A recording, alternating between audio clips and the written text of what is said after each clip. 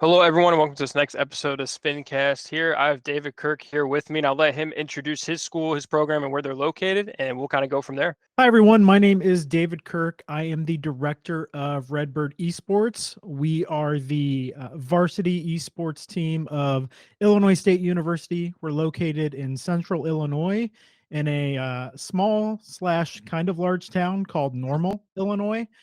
We are a part of Twin Cities, so oftentimes when you talk about Illinois State, you talk about Bloomington, Normal, Illinois. Awesome. Well, you mentioned a varsity program there. Are you guys just a varsity program? Do you also have a club component to it? So we are kind of unique within the space. Yes, we do have our varsity program, which for us means scholarship, dedicated head coaches, and then just dedicated program support. But we do also have a very strong and very robust club ecosystem here at ISU.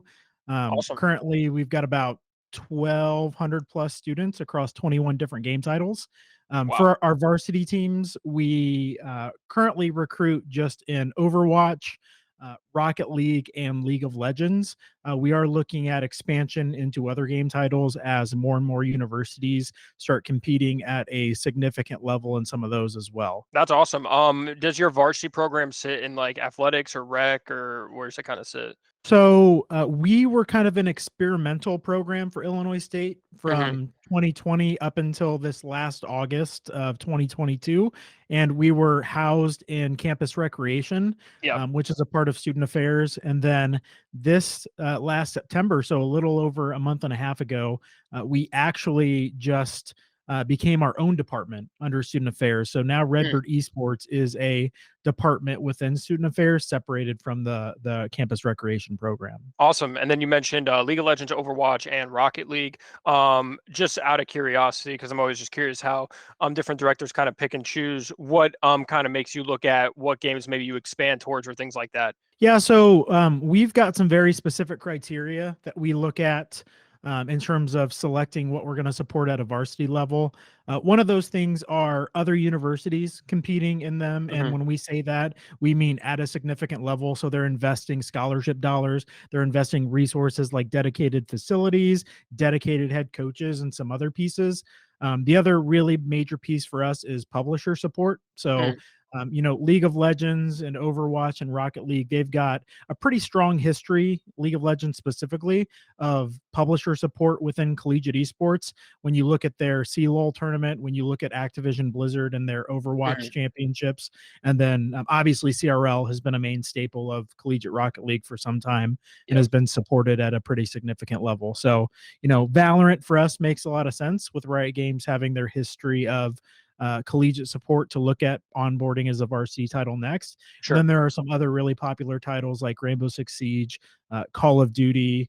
We're hoping for Madden and some of the sports games to kick off pretty significantly as well. Gotcha. So like kind of overall it boils down to like overall support in terms of the esports programs competing in those events, and then also from who's the TO kind of organizer of the event. The Absolutely.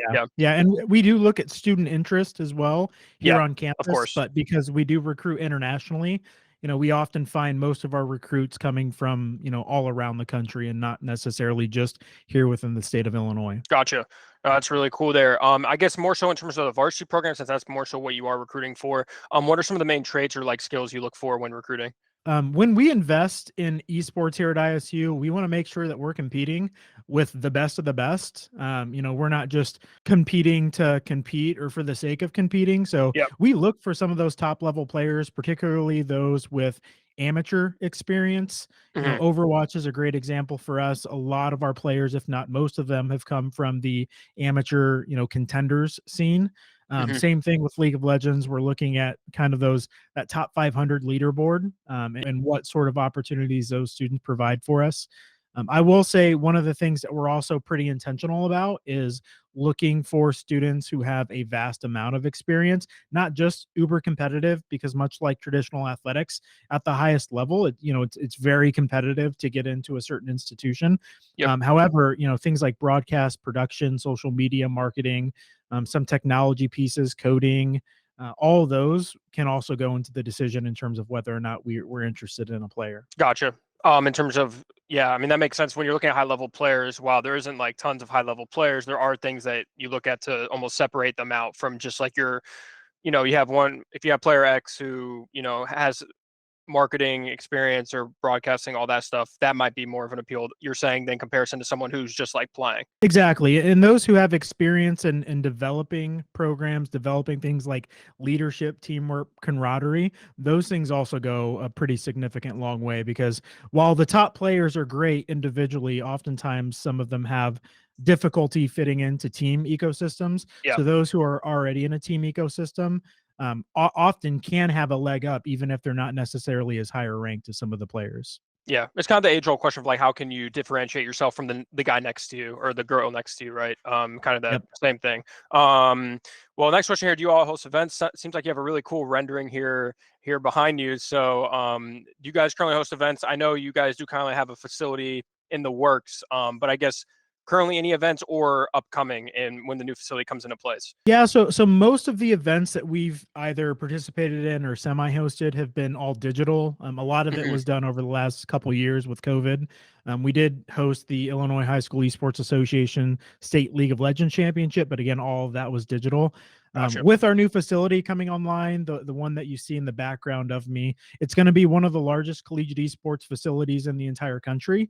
Hmm. And it's very versatile, and it was built specifically to be able to not only accommodate ISU student gamers to be able to come in and play at no cost, but it's also able to accommodate major events. So we do have some dedicated varsity space, which those are showcase spaces for us, and they look Hmm. essentially identical to what you see if you're on a competition stage in a high level esports tournament. So while we've not done any major events outside of 66 Games, which was a partnership with the Bloomington Normal Visitors Bureau to bring in the top 16 League of Legends team in the country to compete in our basketball arena here at ISU, Hmm. we do anticipate doing at least one event per semester and a pretty significant event at that in our new facility. Gotcha. And then kind of off that as well, if you have any other like details or anything in terms of what that new space will kind of look like. Yeah. So we've got a little over 11,000 square feet, Hmm. a little bit slightly bigger than Full Sails University's. I think it's called the Armada or Yeah. whatever their facility's called. So it's slightly bigger than that. We've got a total of 60 PCs on the main floor. They've all got 3080s in them and i9s. So they were top of the line before the newest graphics card and processors came out. And Hmm. then in our varsity spaces, which are those two showcase spaces back there, we have an additional 12 PCs that have 3090s in them and then have the upgraded processors. And they also have 360 hertz displays. Another really cool feature of this space, for the first time, we have console gaming. So that's something in our previous facility we weren't able to tap into, but we have 6 different stations, and at each station there is an Xbox Series X, there's a PlayStation 5, and there's a Nintendo Switch, and there's also a legacy console plugin. So regardless of what console it is, whether it's an N64, an NES, heck, even an Atari, we have a plugin for you to be able to play whatever game that you want. Obviously, that's more of a bring your own Sure. device type experience, but it is there and it exists for those students who or faculty staff who may want to participate. That's awesome. No, that sounds really cool. Excited to see what that looks like when it's actually fully done there. Also, kind of going back to that recruiting aspect as well, do you guys recruit or kind of look for any students that can help in non-player roles? So you mentioned like the broadcasting, marketing, things like that. Do you have any or look for any students that can just do that purely without even the playing component? We do, absolutely. And there are opportunities for scholarships for that. So we actually support what we call REN, or the Redbird Esports Network, which is a student run entrepreneurial esports startup Hmm. incubator, essentially, where we have leaders, so students that we actually hire for part-time student positions for areas broadcast production, social media and marketing, technology and digital development, which is a lot of Discord management, as well as server management and some other pieces when we start looking at Minecraft servers, CSGO servers, or custom technology needed for specific events. And then our final piece is event management and outreach. So Gotcha. putting on those events and leading a student team. So we do hire for those positions internally within the institution for an hourly rate. And then we also recruit for students, particularly for student coaching. So Okay. not only do we recruit high level varsity players, we also recruit students to get experience coaching under our head coaches, so that not only are we churning out esport players for the professional leagues, we're also churning out competent coaches that can help accelerate esports at either the professional level, semi-professional level, high school, middle school, whatever ecosystems they're going into. We're giving them that experience under our dedicated full-time head coaches. Awesome. Really cool stuff there. What would you say are some of the biggest challenges that you face within your program? Oh man. So we're a public state institution, and if you know anything about collegiate esports, and you look at the top performing competitive teams, at least, you don't Yep. really see a lot of public state universities near that top of the leaderboard. And Yeah. the reason for that is there's a variety of reasons, but we have a lot of red tape that we have to circumvent here at Illinois State, and that many others have to as well. And the ways that we're able to do some things and the urgency in which we're able to do them, which esports, particularly collegiate esports, requires, is pretty tough. Hmm. So our biggest obstacle or our biggest challenge right now is being able to stay relevant and compete at the highest level while still trying to build out a sustainable model and a sustainable ecosystem that other state funded public universities are able to replicate, because there's not a lot of really great examples out there right now, and Yeah. it's again why you don't see many out there.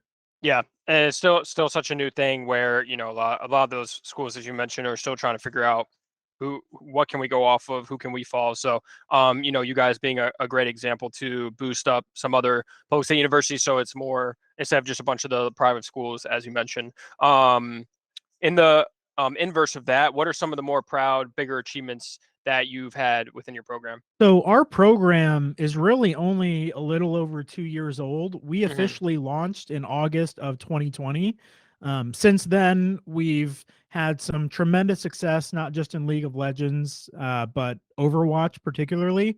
Hmm. We kind of broke the mold of collegiate esports last year when we onboarded a team that is considered probably one of the, if not the best collegiate Overwatch team that's ever existed. Not only were they the best collegiate team when they were here prior to all of them getting called up to the professional leagues, Yeah. they were also the top team in North America amateur as well. So Wow. we were the first collegiate team, all collegiate team, to win the Overwatch Open division, and then we were also the very first all collegiate team to win Overwatch Contenders, and we ended up doing that twice. So, Awesome. unfortunately, after that first semester, we lost our entire roster to professional teams. We had San Francisco Shock, the LA Gladiators, Florida Mayhem, Atlanta FaZe.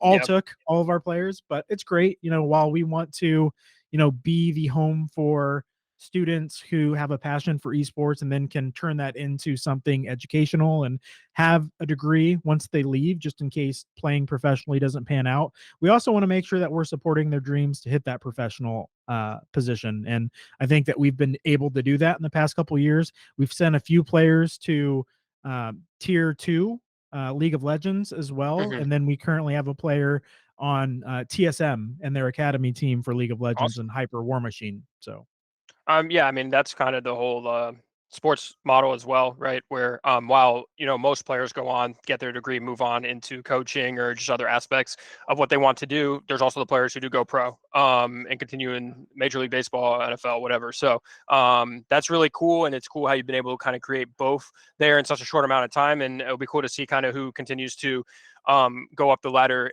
from your program. But kind of wrapping it up here, for any students or players or even parents watching, if you gave one piece of advice to any player, what would that be? I would say don't have all of your eggs in one basket. As competitive collegiate esports continues to grow, you're going to start to see that skill level continue to grow as well. And it's going to become very, very similar to how traditional athletics operates, where your top 1 or even fewer percent of players who are eligible will be those who are securing scholarships, who are competing on teams, at least at the highest level.